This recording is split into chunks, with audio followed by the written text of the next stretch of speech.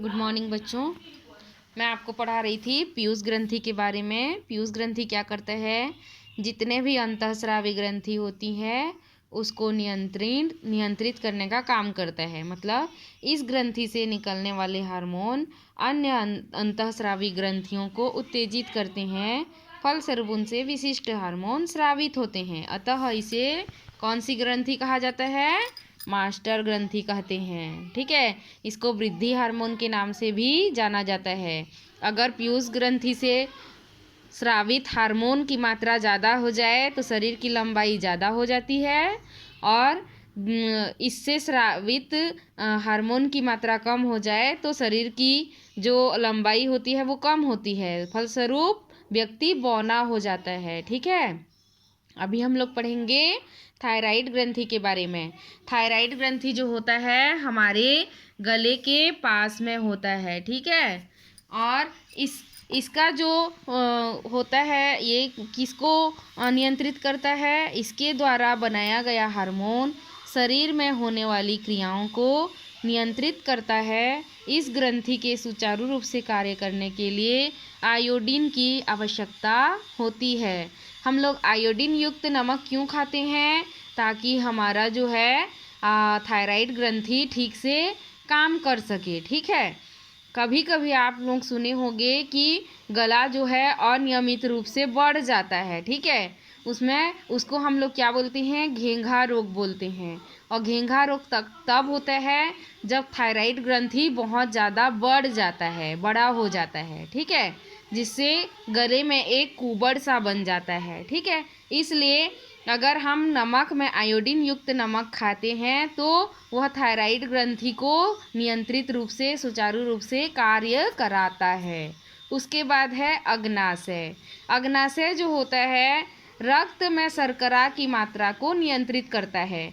आप लोग जान रहे होंगे, किसी किसी को शुगर की बीमारी हो जाती है, डायबिटीज हो जाती है। ठीक है, तो डायबिटीज कब होता है? जब रक्त में शर्करा की मात्रा अधिक हो जाएगी। ठीक है, अधिक हो जाती है तो वहाँ पे क्या हो जाता है, हम डायबिटीज के शिकार हो जाते हैं। मतलब वहाँ पे जो हार्मोन बनता है वो कम बनता है, तो जिससे डायबिटीज बढ़ जाता है। अगर हार्मोन सही मात्रा में बने तो शर्करा की मात्रा हमारे शरीर में बैलेंस रहती है। ठीक है, तो अग्नाशय का काम है रक्त में शर्करा की मात्रा को नियंत्रित करना। ठीक है, अग्नाशय से जो हार्मोन स्रावित होता है वो रक्त में शर्करा की मात्रा को नियंत्रित करता है। उसके बाद है वृषण और अंडाशय। ठीक है, इससे बने हार्मोन द्वितीयक लैंगिक लक्षण के लिए उत्तरदायी होते हैं। लड़कों में जैसे क्या है, दाढ़ी मूंछ का आना, शरीर पर बाल का उगना, आवाज़ का भारी होना, ये सब लक्षण वृषण और अंडाशय के कारण होता है। और लड़कियों में अंडाशय से जो हार्मोन बनता है नारियों के लक्षणों का विकास करते हैं। अब हम लोग देखते हैं पौधों में किस प्रकार नियंत्रण और समन्वय होता है। हम लोग को पता है हमारे शरीर में जो भी जैविक क्रियाएं होते हैं उनमें नियंत्रण होना जरूरी होता है। ठीक है, उसी तरह पौधे क्या होते हैं, बढ़ते तो हैं लेकिन जीवन भर बढ़ते रहते हैं, लेकिन क्या कारण है कि एकदम से वो लंबे नहीं होते हैं।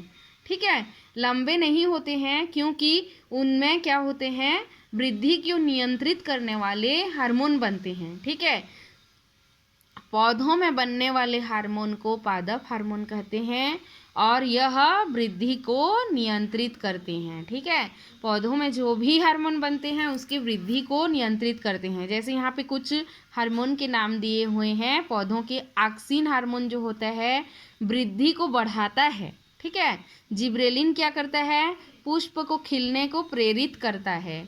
साइटोकाइनिन क्या करता है, कोशिका विभाजन को प्रेरित करता है। और एब्सिसिक एसिड जो होता है जब वृद्धि पूरी हो जाती है तब उसको रोकने का काम करता है।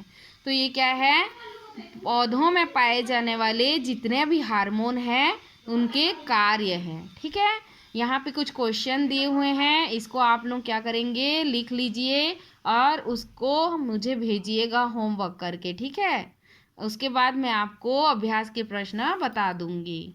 ठीक।